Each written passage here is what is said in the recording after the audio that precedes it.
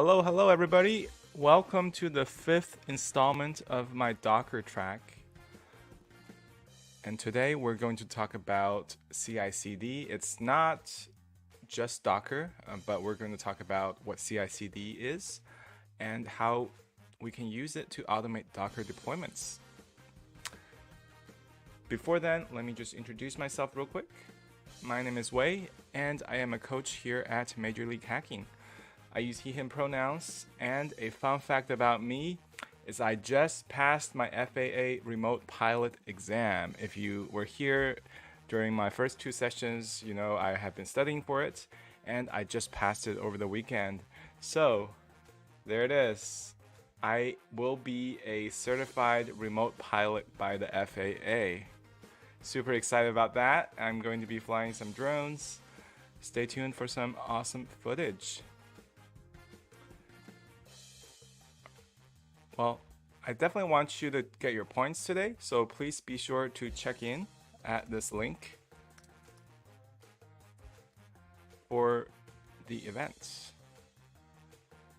I'm actually going to do it with you real quick so I get my points.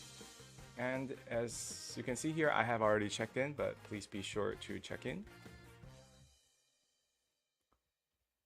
Here is a quick recap of our Docker track series. First, we learned about basics and the installation of Docker engine on your cloud server. We then deployed some amazing open source project, self-hosting project on our cloud servers. And during the third session, we hooked up all those amazing web apps using Cloudflare tunnel for them to be able to be accessed through HTTPS using our subdomain, which is super easy using Cloudflare tunnels. And earlier today, we learned about how to Dockerize your app or your website and publish it to the GitHub container registry. Thank you so much for that. I'm super excited. And today we're going to learn about CI/CD and automated Docker deployments. And here are some of the things that we did over the last few sessions, just to kind of go through. We deployed all these apps. We learned about the Cloudflare tunnel and setting up the domain name. And we created a Docker file, created Docker images, and published to the container registry and running it on our cloud server.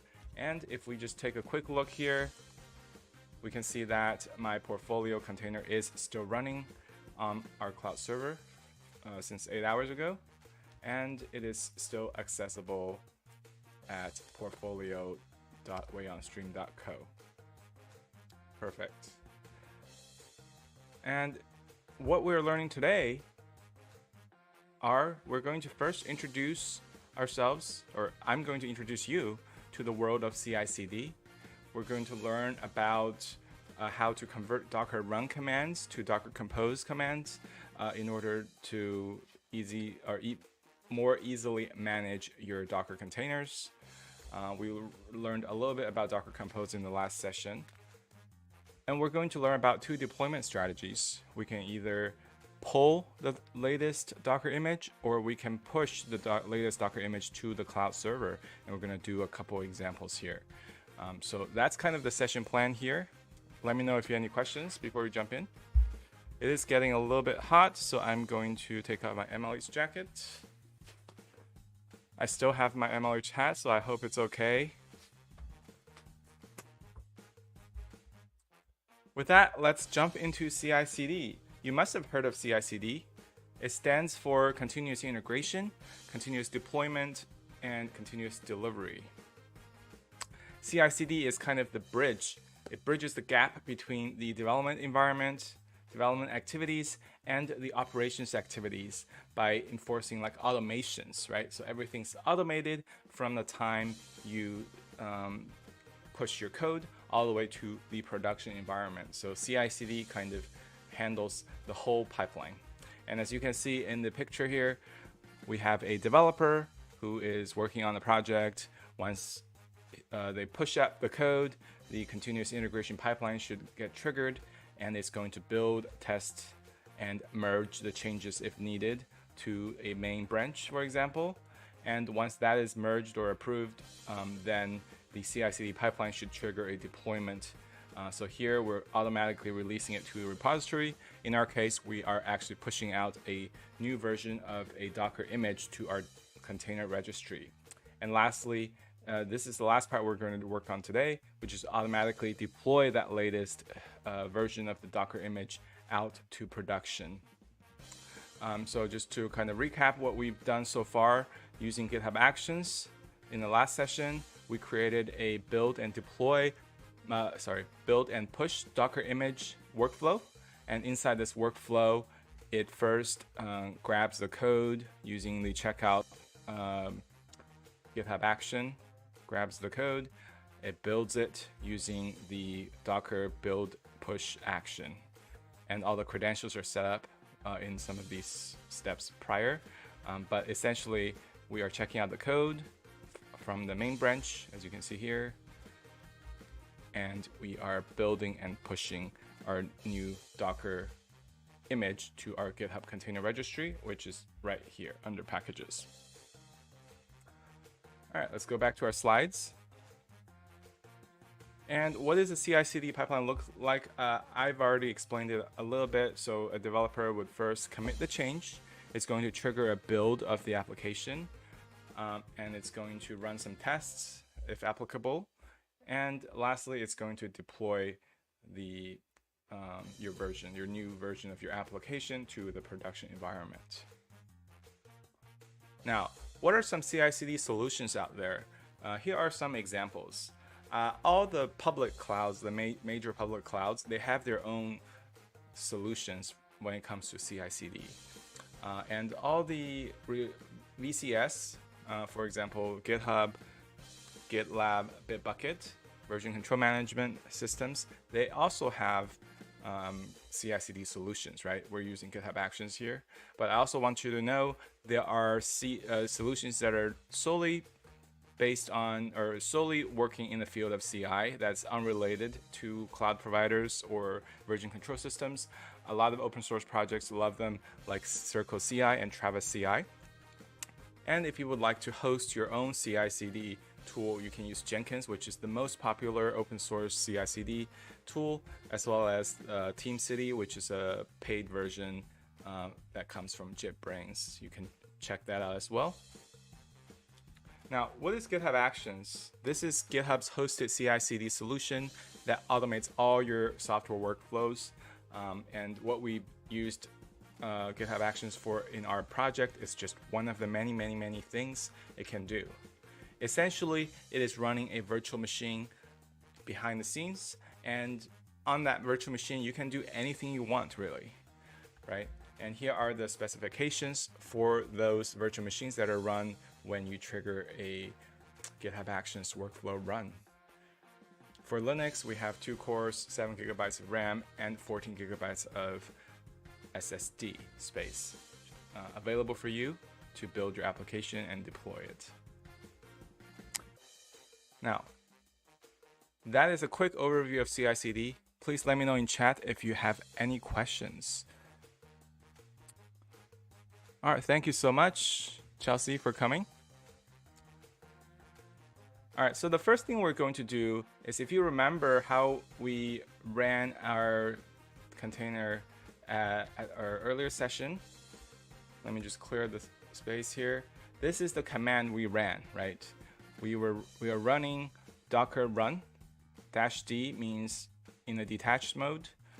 So your terminal, Docker runs your application in the background. It doesn't connect to your terminal.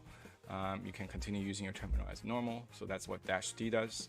And -p is specifying the port 3000. And we have a container name as well as the container image, right? When we were looking into some updates, right? When we pushed an update to our Docker image, we actually had to pull the latest image before we remove and recreate a container using the latest image. So there's actually an easier way to do this. That is by using Docker Compose, so we don't have to run all these commands. Let me first copy our command here, docker run, and we can go to this link here called Containerization.com and paste in our command that we ran. I'm going to share the link to this page as well. This is a super useful open source project that converts Docker run commands to Docker compose files. And as you can see here, this is our compose file. Super easy. Let me just copy that and go back to our terminal. And the first thing we're going to do is to stop and remove the container, since we're working with, we want to kind of switch to Docker Compose, using Docker Compose to manage your containers. Just make it easy. I'm going to first stop it. Takes a couple seconds, and we can verify it is stopped by going to our website and just refreshing, and you can see it no longer works. Bad gateway. Perfect. Now let's just remove the container altogether. Next, let's just make a new folder called portfolio. So this is going to be where we create our Docker Compose file. And I'm just going to use nano for now. Docker Compose YAML, and we're going to paste. So this is a Docker Compose file created by the Containerization. Sorry, not looking at the website right now. So here it is. This is the Docker Compose commands that I copied from Containerization, which is converted from our Docker run command here. And let's just pick a project name portfolio, and inside there, as you can see, we have ports, port 3000, we have our container name, we have our image. This is basically a copy of Docker run, right? All these things were present in Docker run, and Docker Compose just makes it a lot easier to work with. And I'm going to save it and exit. So if I print out docker compose.yaml, it looks like this. It's also a very good practice to include this file in your project so that anybody using your project can download the Docker Compose file and run. With that, I am just going to open up my code space, which I created earlier, and push up this file. I'm going to create it, docker compose.yaml, and push it out.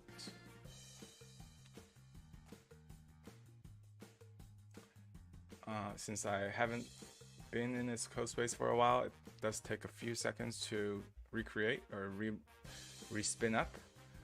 All right, so it's going to be called docker compose.yaml. Still taking a little bit of time, and paste. All right, it looks pretty good to me. I'm going to push that out so you have access to it as well. Add docker compose file.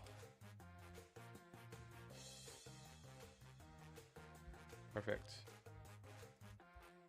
And the code is available at my repo here.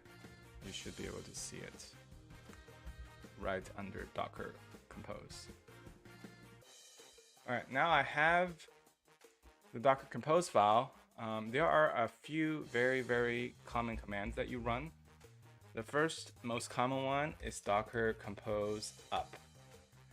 Just like Docker run, I'm going to specify a -d to run it in detached mode so that it will just run in the background and I can still run different commands on my terminal. And as you can see here, once I ran docker compose up,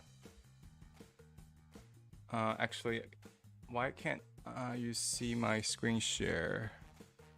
Did I get disconnected? Let me just reshare my screen.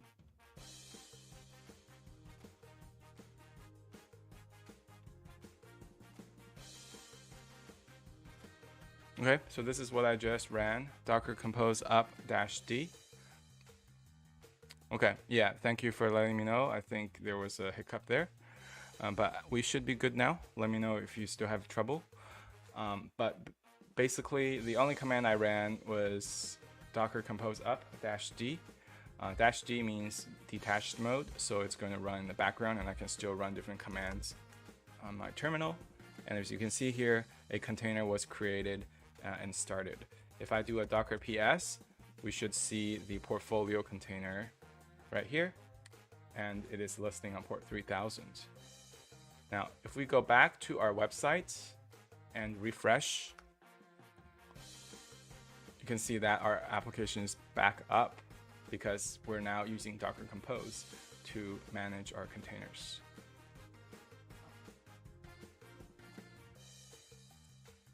Okay, so that just shows you like how much easier it is to manage containers, because with Docker Compose, as I mentioned previously, you could have multiple websites, or for the same website, you could have a database, you could have a caching layer, or other services that you connect together into an overall application. But for our use case, we just have one application, one service that's going to be called Portfolio.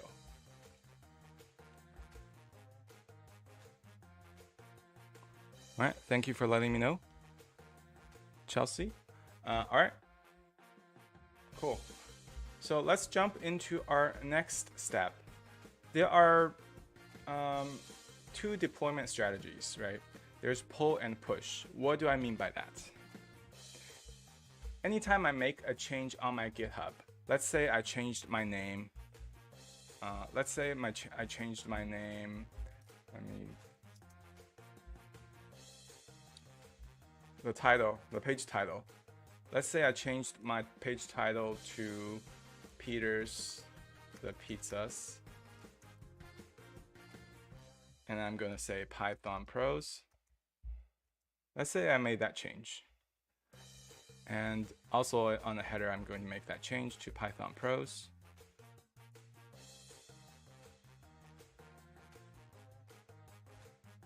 I'm going to stage them and I'm going to push it out. So change header, change title, I'm going to call it, and push.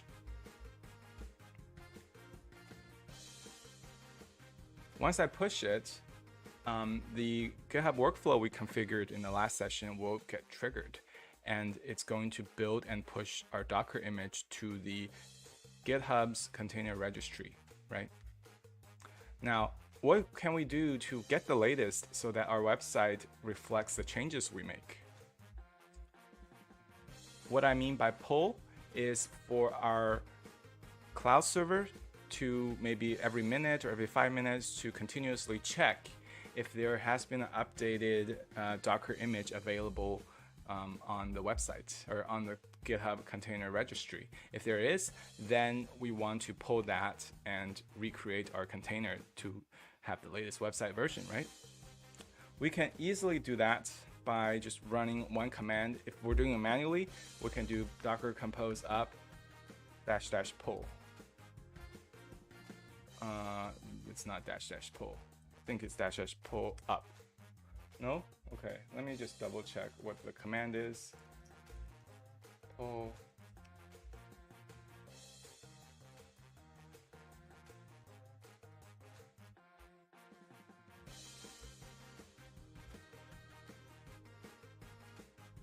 Okay, so the command is docker compose pull. So what this is going to do is it's going to pull the latest Docker image from the GitHub container registry. If there's nothing new, then it won't pull it. So let's try to run it the first time. It's going to pull the latest image since I have made an update. We'll wait just a little bit for everything to complete.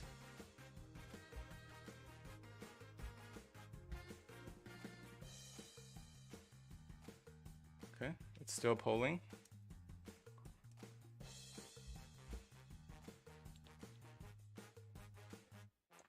Okay.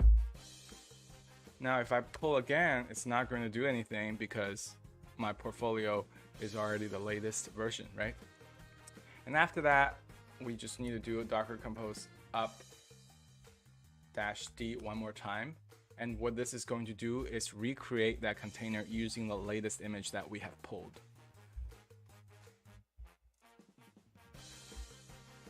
All right, and done. We can chain the command to just one line. we can do something like this: docker compose pull && docker compose up -d. So this is called command chaining. We're running both commands at the same time. And as you can see here, I'm pulling again because I pushed again, right? I just changed the title, and it's going to pull the latest Docker image once more, and it's going to run the docker compose up -d to recreate the container. And let's just take a look here. We still have the old title here, but if we just wait a few more seconds here for docker compose to successfully pull the changes and recreate the containers, we should see the updated title called Python Pros. All right, recreate. It's now recreating the container.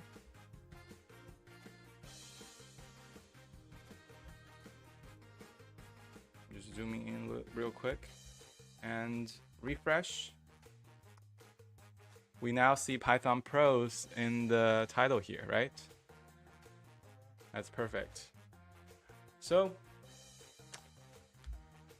by the pull deployment strategy, I just mean for our application, for our cloud server to continuously run this command every minute to check if there's anything new. If there's nothing new, like there's none right now, I'm going to run it. Nothing's going to happen because it's going to check if the Docker image is up to date, and then it's going to recreate the container only if there has been an update. So it doesn't hurt to run this continuously. And the way we're going to do it is we're going to use a nifty little tool within the Linux distribution called crontab.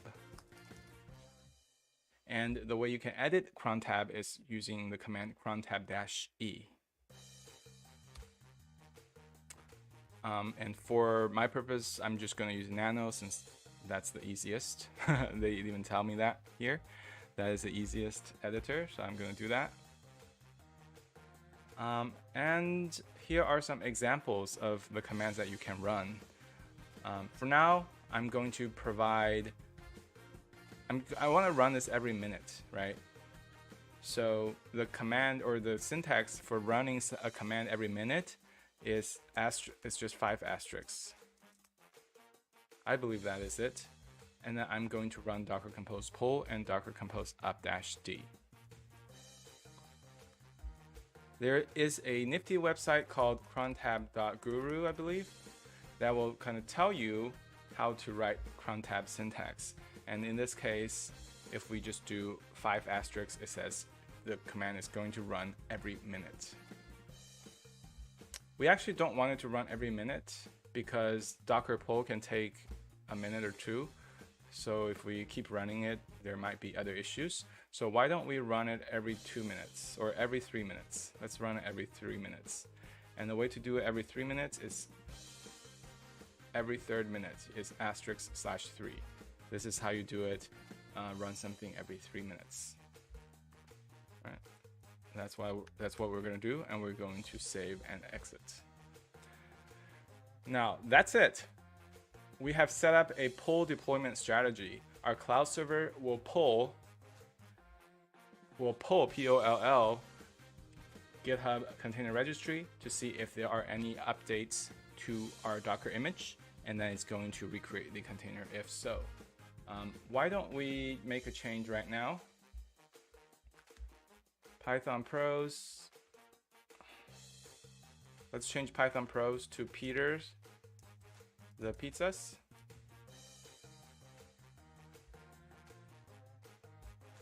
And let's push it. Change title.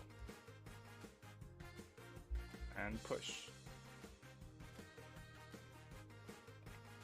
All right, so what this is going to do is change the title here on the top left of the web page to Peter's the pizzas.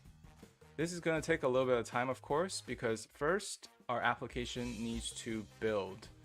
So as you can see here, we have our create and publish a Docker image workflow that is currently running. And this will take, let's just take a quick look at the time. It took the last one 2 minutes and 20 seconds to run. So that's roughly how long it might take.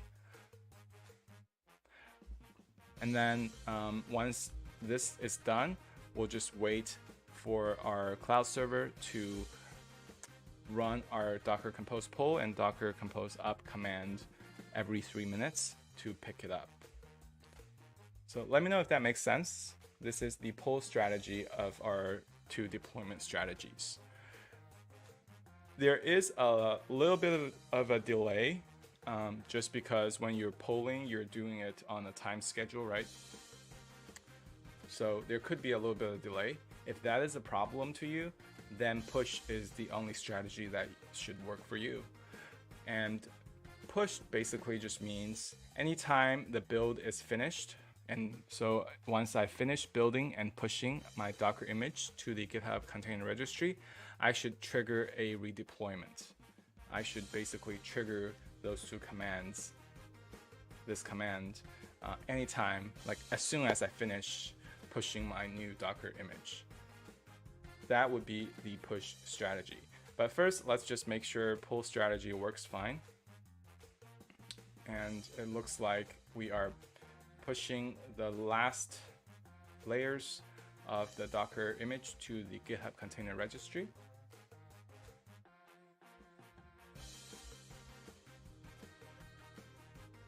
And within 3 minutes, our cloud server should be able to pick up the latest Docker image and recreate the container.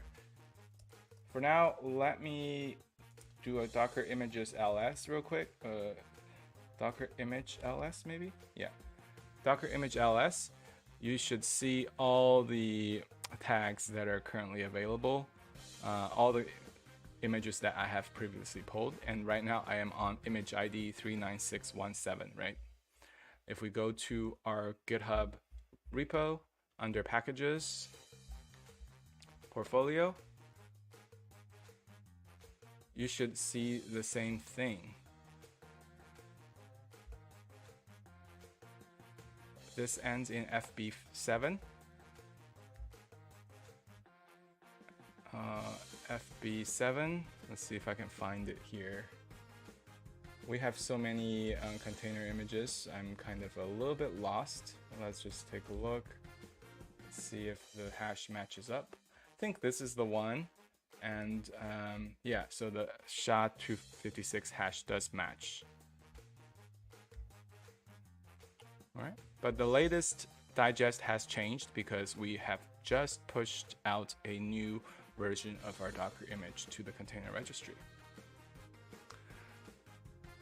Right now it's 7:29 my time, so I think within 1 minute, our application, our cloud server cron tab should be able to run that command that we have set to run every 3 minutes right here. While I'm at it, let me just do something real quick, which is I'm going to output the file, the output of the command to a file. I'm just going to call it my.log for now, so that we can monitor it if there's anything that comes out of it. My.log, if there are any errors, we should be able to see that as well. It might be a little bit too late actually, so I'm just going to cancel because it is 7:30 my time, and I think it's probably already being run in the background. We're just going to watch Docker image ls to see if a new image is pulled. This could take a minute, just depending on the network connection, and we have quite a few other images as well here that are old. So I'm just going to run a command. This is a very helpful command that you might not know, which is docker system prune. This will clear out a lot of the unused containers, dangling images like these. These are called dangling images. Basically, those images are no longer used since we have new ones, build caches, etc. So we should be able to do that right now, just to clean out some of that. Perfect. And now if we go back to Docker image ls, we should only see one portfolio image. This is still the one from 11 minutes ago, so we'll just wait and see if we actually get a new one, updated one here.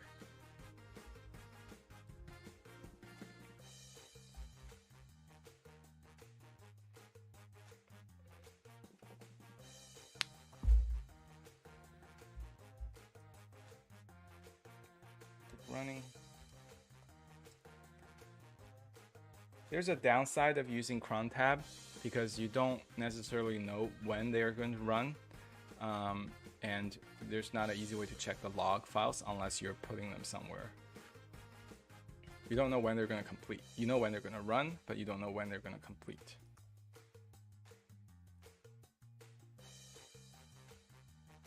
Okay, it's still running in the background.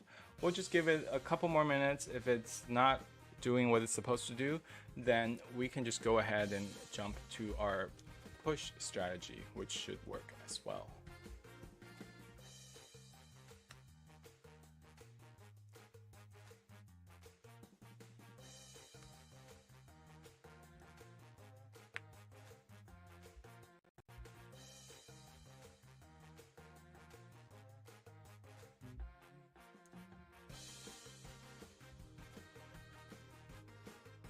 Okay, looks like it's probably still running in the background, but it's taking a little bit too long. So I'm just going to see if there's a way for us to check the logs.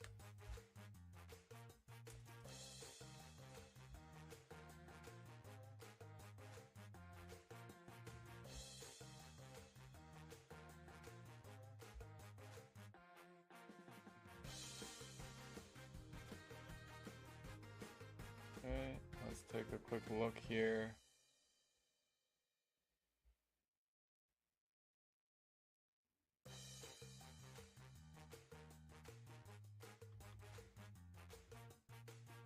Okay, so it looks like the command did run. As you can see here, the command did run.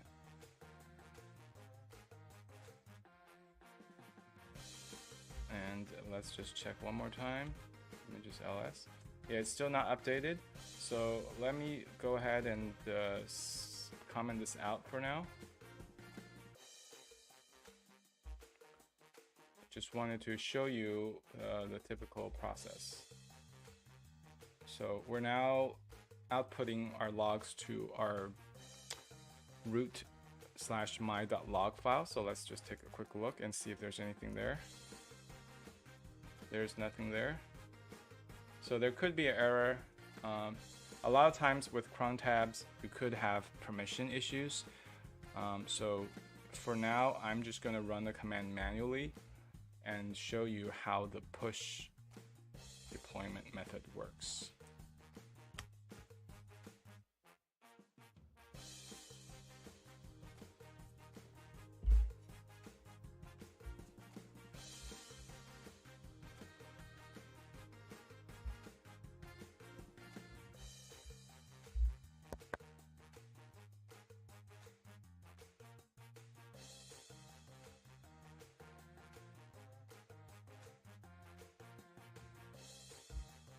And one of the mistakes I made was I didn't output error logs to my log file, so I can't really tell exactly what was happening. So I highly recommend also redirecting the standard error output to a log file so that you have access to that as well. But for now, this command seems to be running well. And if we do a docker image ls, you should see a new image ID. And if we go to the website, you should see Peter's the Pizzas in the title. So that's perfect. Now let's jump to our push deployment methods. This is a little bit more advanced and involved because it involves setting up our GitHub action here to actually connect to our cloud server and tell it to complete the steps that we told it to do. So docker compose pull and docker compose -d.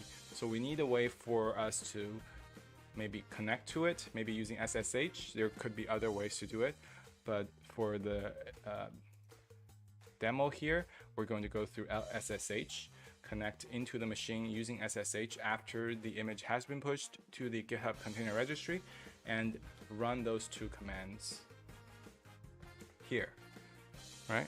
So I actually have a very nifty snippet that I created for one of my other sessions that I am going to share here. The first thing I'm going to do is I'm going to create a new job. I'm going to create a new job, and I need to make sure the indentation is correct. Yep. And I'm going to call it deploy on cloud server. And I'm going to name it deploy on cloud server. I'm going to run it on Ubuntu just like before.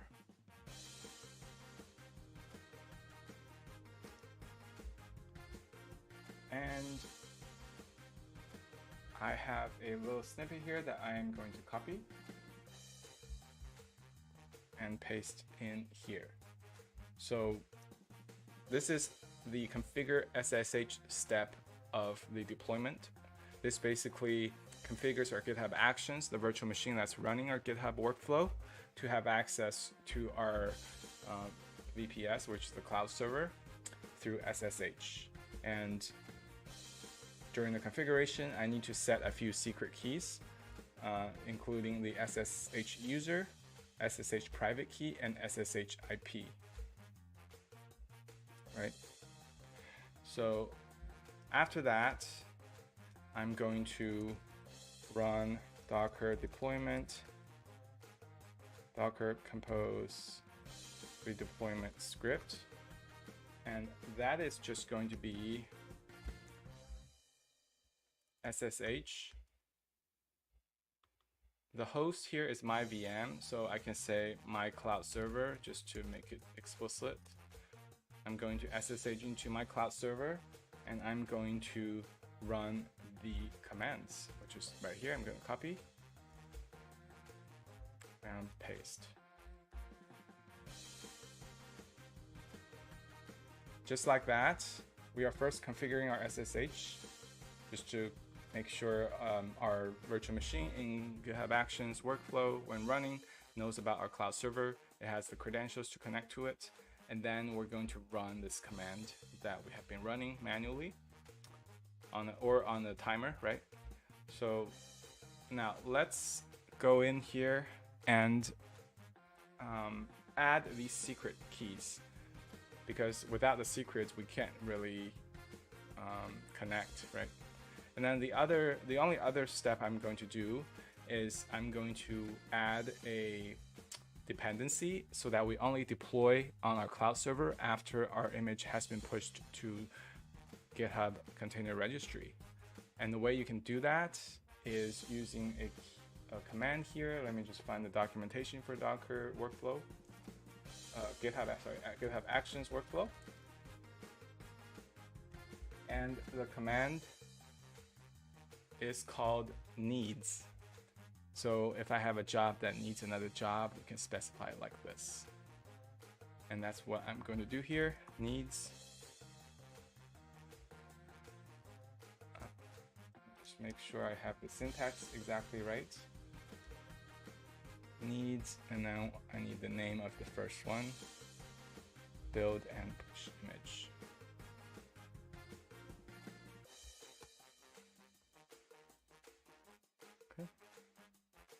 Just like that. And then the next step is to add these secrets so that we can actually connect to them. We definitely don't want the world to see these secrets, which is why they are kept safe under the repository settings. So I'm going to GitHub repository settings, under secrets and variables, I'm going to actions. And here I can add some repository secrets. And the first secret I'm going to add is SSH user. SSH user, as you know, it's just root. So I'm going to put root. And the second secret I am going to add is the SSH IP. And we can grab our IP address from our DigitalOcean dashboard, which is right here. The third secret is a little bit more involved. You need to provide an SSH private key that you can use to connect to your virtual machine. And the way you do that is you can create a key here using SSH keygen. And I'm going to name it, what should I name it? GitHub Actions.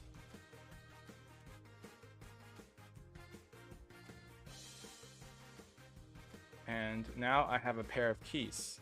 I have the private key and I have the public key. In order for us to use the key to connect to our SSH server, we need to add the public key to the authorized keys list so that your cloud server SSH daemon will know that that is a acceptable key for the user root. So the way you do that is you can first take a quick look at the SSH folder. There should be a authorized keys file. Right now it's empty. So what I'm going to do is I'm going to add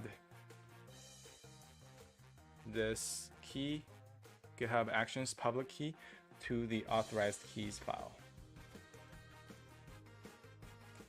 So now if we print it out, you should see this key available. And the only other step is to add the private key, which is GitHub Actions. This is quite a long key. Let me just copy it to this repository secrets here. And I'm going to add it. With that, we have the 3 required repository variables, secret variables, needed to run this step in our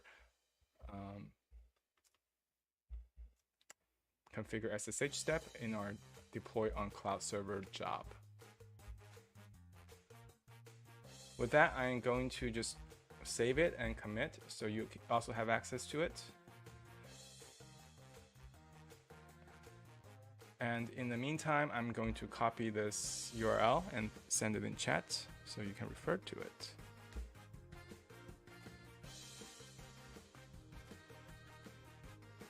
Here it is.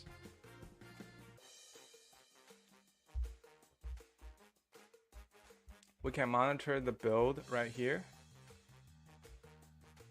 As you can see, we have now added a deploy on cloud server step right after our build and push image, which is super useful for the push method of the deployment strategy, the push deployment strategy.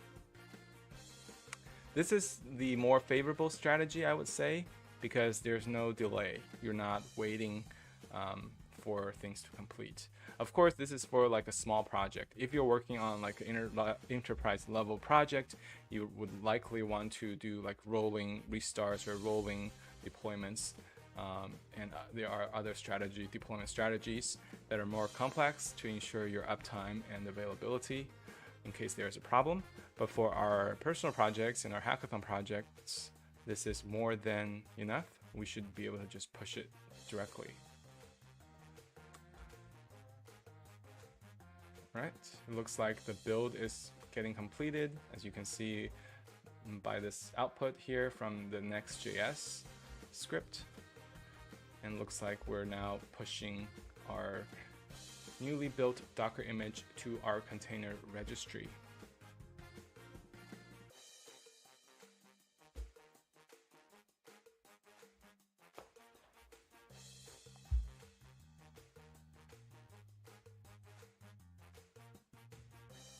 This should just take a minute.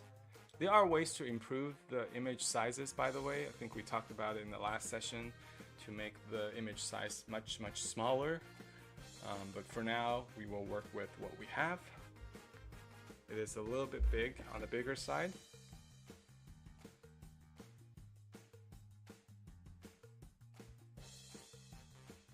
If we have time later on, we can learn about how to make it a little bit smaller.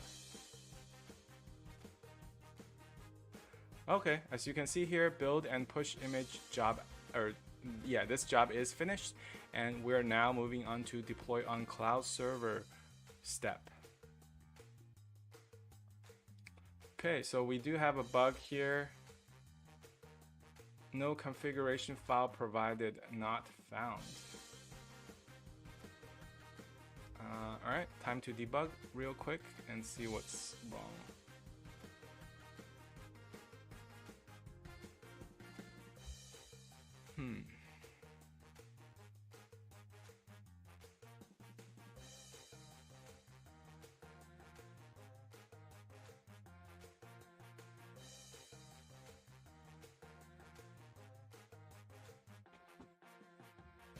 No configuration file provided.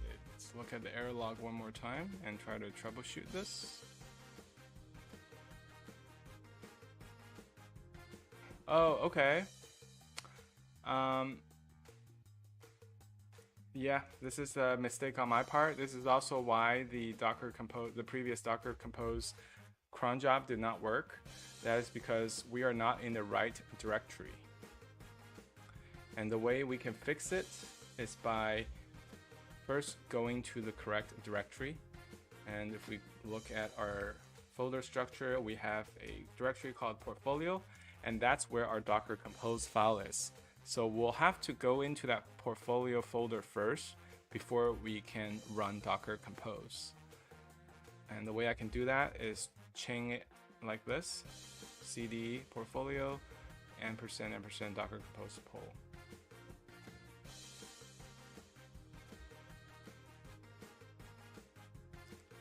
And I think there's another way we can improve our build speed when there are not many changes. So let's take a quick look at this action here. Docker build and push action. Can we cache?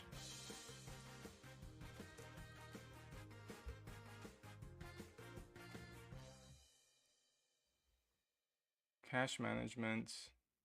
Yeah, I think we should be able to pull our container image. So why don't we do that real quick? Just as an improvement. I think this will improve the build speed quite a bit. I don't know for sure, but let's just do it regardless. Name, pull existing container image for caching purposes. Run, I think it's run. Let's just double check the command here. Run, yes. Run docker pull, and let's just pull this image.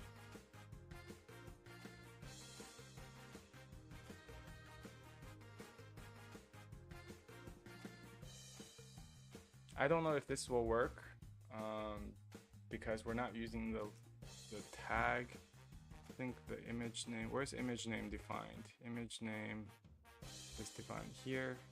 I think we do need to pull main as well. But regardless, let's just kind of ignore if there are any errors, and this is one way to ignore errors.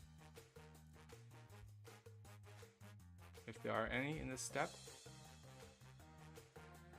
Okay, so with that, let me go ahead and push tags, metadata outputs tags. Okay, let's commit and push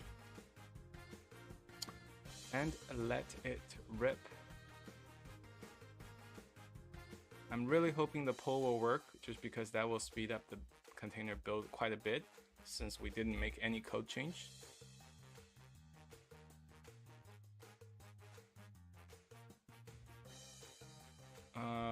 And I just realized this is not going to improve the build speed because I made a change in .github, right? We made changes in the workflows here, and what we really need to do is to add .github in the Docker ignore file, so that is not used in your things within the Docker. This .github folder is not used when building the Docker image.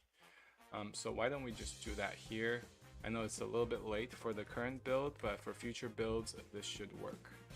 Should work on improving the speed. So build add .github to Docker ignore. This should improve speeds in the future, but for now, let's just take a look here and let it build normally.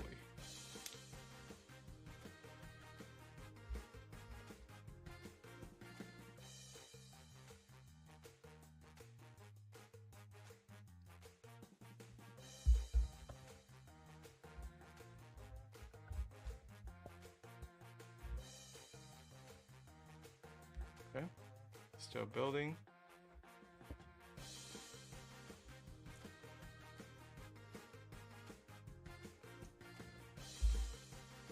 That is actually one strategy to improve the performance of Docker builds. That is to just do a Docker ignore on all the files that are not used within the application, so that we can save a lot of the build time by using build cache.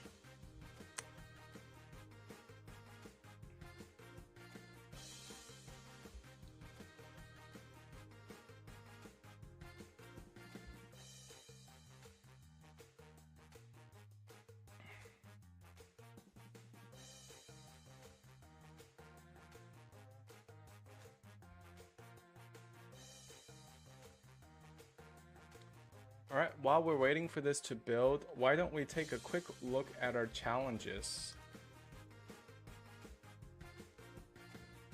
Throughout our Docker track, we actually completed a lot of these challenges together. Let's just count them. First, we created a GoDaddy registry domain name. We created, signed up for Cloudflare. I'm sure all of you have joined the MLH Discord. I'm not going to count that. We signed up for a GitHub Student Developer Pack, and we created a DigitalOcean account using credits offered by the Developer Pack. We set up a website using our domain name. We didn't use Cloudflare pages, but that's also like a fantastic way to host your sites, so definitely check those out. We are now using GitHub Actions for our CI/CD.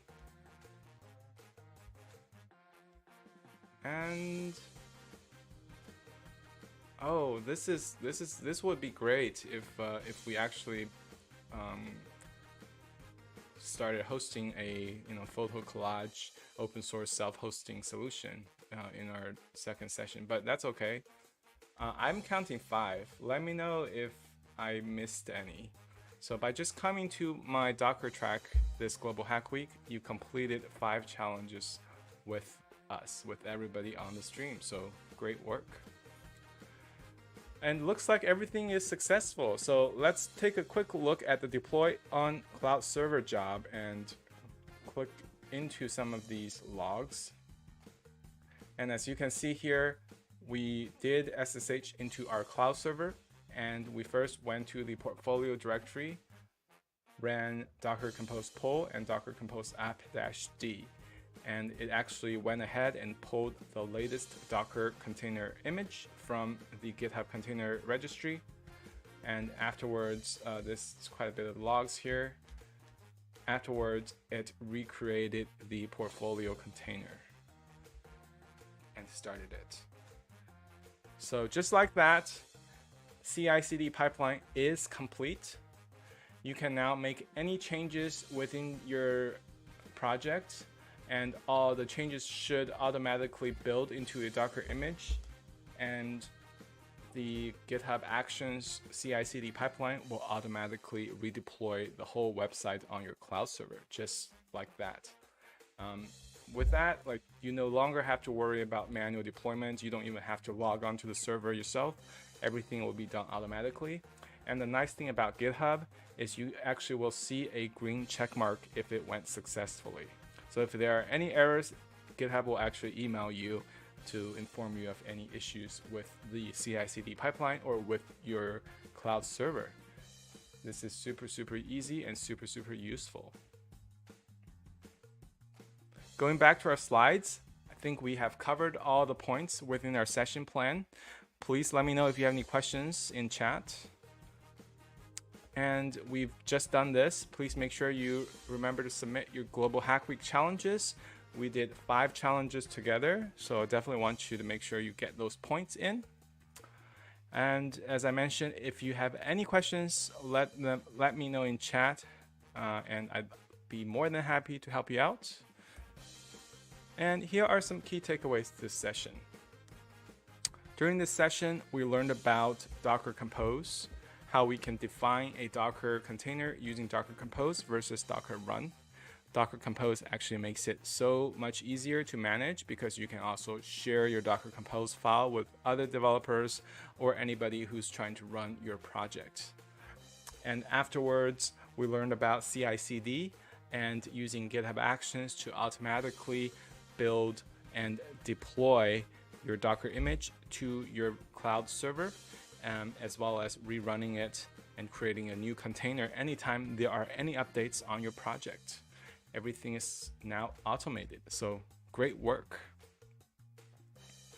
With that, I have concluded the Docker track sessions. These are all the things that we've gone throughout this week. I hope you learned a lot. I really appreciate everybody for coming. And as you can see here, we have some amazing resources from the session 1 all the way through now. I added a couple links here to convert Docker Run to Docker Compose, awesome Docker Compose, and some more information on GitHub Actions workflows. So definitely check those out if you are interested. I will also be sharing the slides in the chat here. And with that, I just want to thank everybody so much for coming and bearing with me. I hope to see you again at the next Global Hack Week, which is the beginner week in January. Thanks, everybody.